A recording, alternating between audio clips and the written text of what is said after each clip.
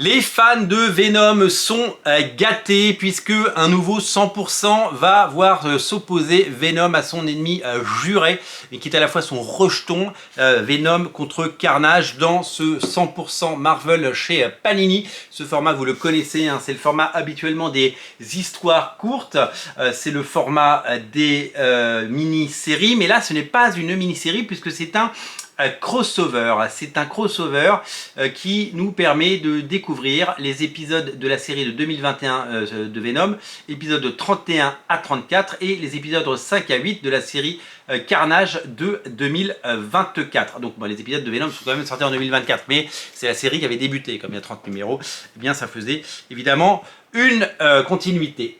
C'est scénarisé par Tom Grönberg, des scénaristes de Punisher War Journal, avec l'aide d'Ali Wing, et dessiné par plein de dessinateurs qu'on va vous lister, notamment Ken Lashley, qui est un dessinateur que j'aime vraiment beaucoup, et Pere Perez, dessinateur qui également a du talent, et la petite cherry on the cake, hein, la cerise sur les gâteaux, ce sont les deux épisodes du fabuleux Juan Ferreira, le dessinateur de Colder, le dessinateur des deux Spider-Man horrifiques sortis en 100% justement chez Panini Comics. On va vous montrer tout ça. Il s'agit donc d'un crossover qui reprend donc ces épisodes avec, eh bien, vous savez, hein, le coup classique d'un crossover avec des épisodes tout d'abord d'un des personnages puis de l'autre, avec des couvertures assez somptueuses. Je dois vous avouer que le niveau général graphique est assez intéressant, je vous l'ai dit, je vous ai cité les différents artistes.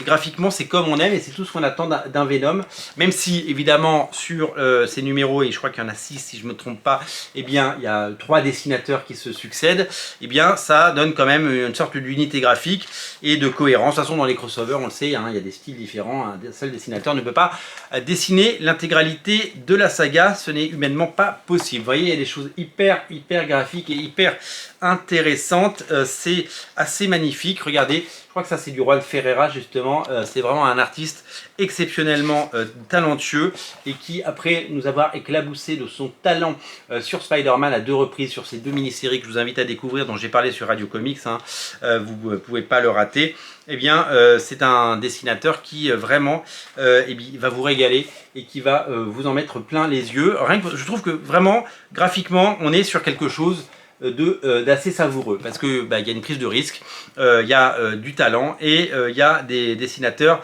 super chouettes. Alors évidemment vous pouvez être contre ce principe des symbiotes à tout va et de ces crossovers qui ne cessent de revenir et de cette profusion de symbiotes et de personnages issus de ces univers. C'est vrai que Marvel a tendance à tirer sur la corde, hein, quand ils ont un bon filon.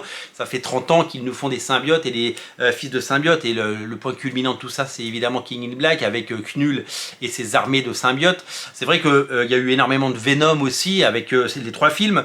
La parenthèse de ces films c'est terminé. Sony relancera certainement cet univers dans les années à venir avec, on l'espère, des grands noms et un peu plus d'ambition, parce que malgré le succès économique des films au cinéma, eh bien le résultat artistique n'était pas toujours au rendez-vous, même si la trilogie du début à la fin a été un succès. On aurait aimé non pas que le personnage soit plus fidèle aux comics, puisqu'on peut évidemment prendre des libertés, mais que tout simplement ça fasse des bons films.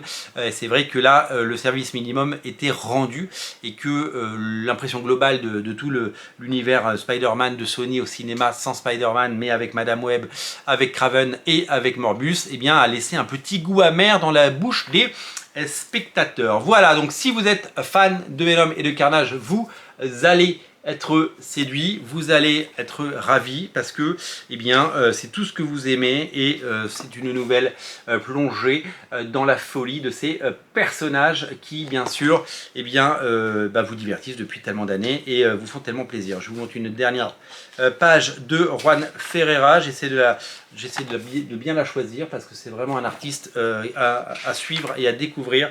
Vraiment, allez, je crois que je vous l'ai déjà montré celle-là, mais elle est très belle. Et rien que pour ça, il faut la voir. Merci d'être si nombreux à regarder Radio Comics. Merci d'être si nombreux à vous abonner. Merci d'être si nombreux à partager cette passion. Et le meilleur conseil que je puisse vous donner, c'est de vous abonner tout simplement pour ne rater aucune émission et pour bien sûr être le plus assidu possible, et puis pour pouvoir bien regarder les vidéos qui vous plaisent sur les héros qui vous plaisent tout simplement. Merci à vous, à très vite, salut.